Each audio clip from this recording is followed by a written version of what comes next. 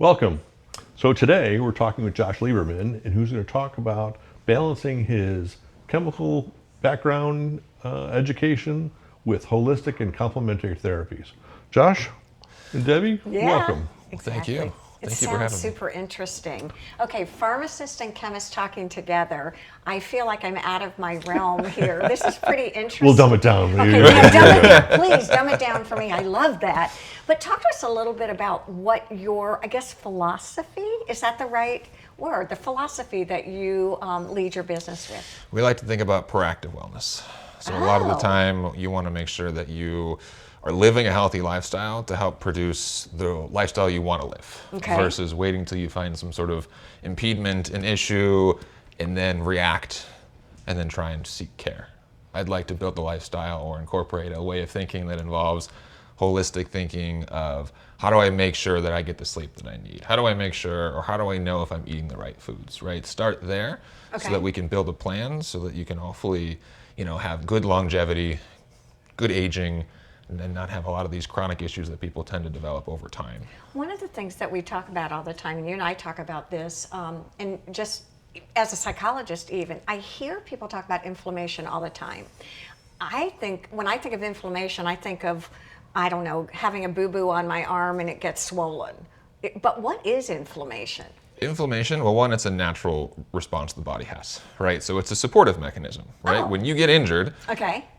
the body acts through increased blood flow, helping to produce more white blood cells around the area to help reduce infection, reduce inflammation. But the inflammation is there as a protective mechanism. Okay, so it's going to protect me. But eventually, if you don't handle it, it can turn into something called chronic inflammation, or it can lead to additional issues if that one issue isn't handled. Why is inflammation a bad thing? So too much inflammation is almost like you're putting too much stress on the body. There's too many alarms going off. So too much inflammation might lead to chronic pain. It might lead to chronic stress. It might lead to malnutrition, depending on kind of how it affects the brain, things like that. But chronically, if inflammation isn't handled, that's where a lot of the main concerns come from, whether that's So pain. do people come to you all the time with, Oh, constantly. Yeah, absolutely. So, like you're talking about, I think it also depends on where the inflammation is. Yeah. So I deal with, inflamed joints. I knee pain, hand pain, all that. Absolutely.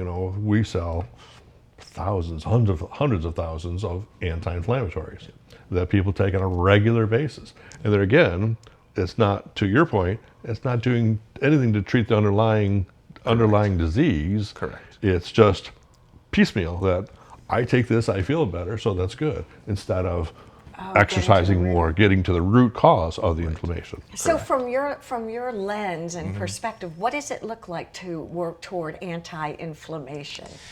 I like to utilize, or the restore lens of kind of how we look at it is, if we can reduce inflammation, we are ultimately helping with probably 70% of the problems people come in with, right? So if we handle the base inflammation cause, whether that's I have inflammation so I have pain, or I have inflammation so I can't sleep, or I have inflammation so I don't have My as much gut energy, hurts. or my gut Yeah. hurts, or I can't focus, right? So a lot of it just stems down to if we can manage some of the inflammation, whether we know where it's coming from or not, but if we handle the inflammation, we can reduce a lot of these symptoms. We do some blood testing to help kind of figure out, what's the full picture. One of the things we're really excited about on Mind Your Health is we're complementary allopathic, which is a more traditional medicine with a holistic approach to it. And one of the things that you said when you came in was they can really be complementary and adjunct therapies together. Yes. So what are some of the things that you recommend for decreasing inflammation? Two most popular, let's call them three most popular. Let's Okay. call any sort of cold therapy. So you Cold? can utilize, so some cold therapy. You got to initiate a little bit of a, the way that we move on. look at it, right? Is cold therapy helps to initiate this fight or flight response in the body, right? And if we can initiate that fight or flight response, the body goes into this protective mode. And Okay. that protective mode helps to reduce inflammation throughout the body, helps to increase immune support, helps to increase circulation, all of which are going to help benefit the body through what, it's an anti-inflammatory protein that is produced when you go into fight or flight. Okay. And so ultimately that's why cold therapy can help us reduce inflammation. It's because It's miserable. it's measurable. I have a friend who jumps in a cold pool of water There you go. for just like a minute or two, every day. So it's that little bit of shock. It's that healthy stress Okay, that yes. produces a good positive response. There's different types of cold therapies, but cold therapy is one way that you could look as an alternative method to reduce inflammation. I love that. That's kind of, it makes sense. Another great way. Do you love the idea of it? Or you love doing it? I love the idea of it. Hell. Yeah, I understand that. Another one, if you're not looking for something, let's say, if you're uncomfortable with cold, Okay. right? There's a Which means I should do it. If I'm uncomfortable with it, it means it's out of my comfort zone. It means it's probably healthy for me. There you go. That's a good way to look at it, right? Red light therapy, or introducing some red and infrared light kind of combination, helps to repair certain mitochondrial function. And if we have healthier mitochondria, they're going to work harder for us as our energy producers, or our ultimate, if we have enough energy, we're able to heal faster. Don't you love talking to chemists? David and Josh are like, yeah, those mitochondria. I'm like, so, sorry. But it's true. Yeah, so looking at the smallest parts of the body and Yeah. trying to optimize those to make it work better for us. And just real quick, how does that work? How does that red light? work? Are you in a You're in tanning booth kind of thing? So- Are you- for that might be it. lack of better words. As I smack you. You're right. There's different options, there's different modalities, right, or different applications, but ultimately it's either two panels that you stand in between. You can be standing, you can be seated. There are ones you can lay down in. It just depends which one you find. Is it warm? It's warm. It's not hot. It's warm. Okay. And so it's a mixture of red light and infrared light. The red light we see, right? The infrared light we don't, just because our eyes don't comprehend it. Okay. But the idea is that the light's able to penetrate right through the skin and start to interact with the cells underneath. So it's about transferring, let's call it, energy through light. And it's So interesting. helping to produce a healing response. So great two anti-inflammatory types of therapies. Last one being oxygen therapy, or hyperbaric oxygen therapy. I've heard about that. Well, so you see it all the time Yeah. on TV, watching football. I watched the football game the other day, and players get off the field. First thing I do is grab the oxygen because it just fuels those cells and replenishes. Yep. Oh, and of course, you know what I think of? Oxygen bars. Right? I mean, remember the phase of the oxygen bars Yep. where you would. So oxygen without pressure is great Okay. for mental clarity. It's good for a quick energy boost. The idea is that when you are in a pressurized chamber and then you add oxygen to it, it's that extra push that the oxygen gets through the body faster, into deeper places. It's able to absorb better through the bloodstream, absorb better into the tissues. So the same amount of oxygen is having a better impact because of this pressure. Is hyperbaric therapy used a lot for wound care? Yes, absolutely. So wound care, or even just brain injury, or just brain function. So it could be Okay. great for if you have a TBI or Yes, a traumatic brain injury. Okay. Yep, so traumatic brain injury, or if you were unfortunately had to suffer from an amputee, or you're going through some sort of big healing process. That's called, those are the hyperbaric grades that are in the hospital. They're a little bit Got it. higher grades, higher pressures. Things like at our wellness center, a little more mild, since we're not actually dealing with the severity, or that level of severity, let's call it. But we're dealing with cognitive function. I want love to, that, yeah. reduce my inflammation, help my focus, make sure I'm aging well, I'm recovering well.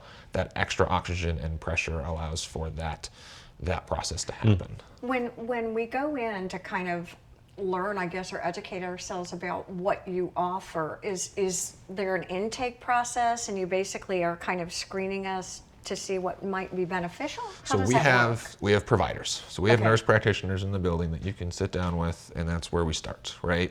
We have someone go through and do a little bit of a case history, right? Better understand what's going on, what are you currently taking if we need to know, all the background that we need. And then Restore is very guided, or at least what we do is very guided, right? We guide you through the process, the service, the therapy, and we get down to, what are you here for?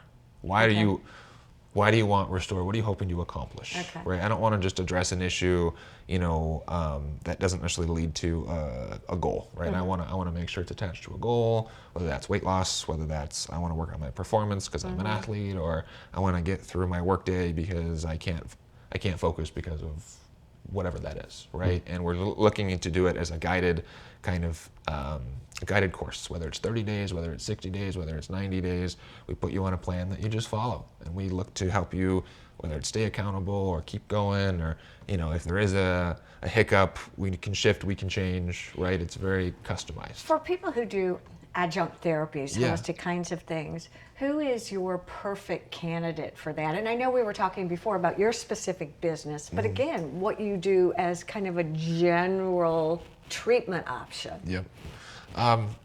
Well, Anybody, I guess. really, it's anybody, because everybody's got a certain health problem. Everyone's got a certain goal. Everyone's got something going on that they might want to better themselves. Whether it's just, I want to make sure I age well.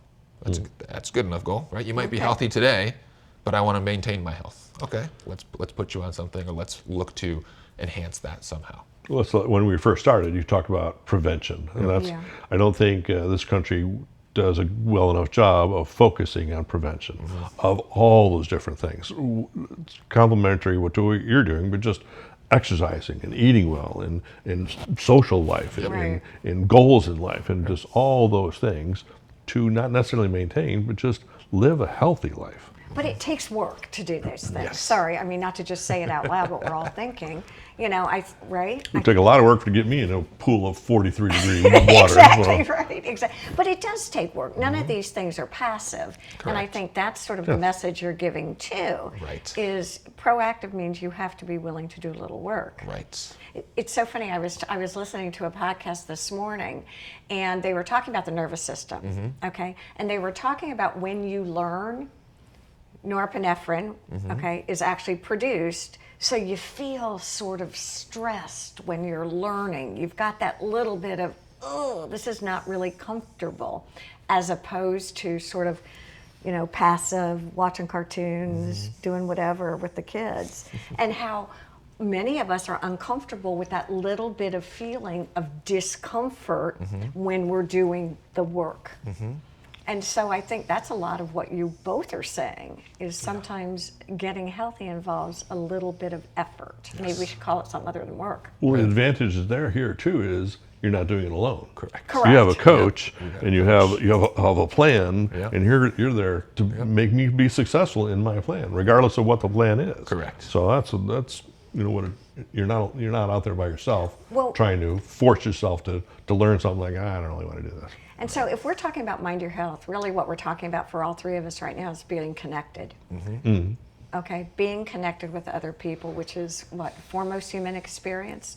It's always interesting. Josh, thank you so much for joining us. It's fascinating. You come with a diversity of information and I think points of view, and we really appreciate it. Stay with us. This is a great place to mind your health. Mind your health, mind your health, mind your health, mind your health.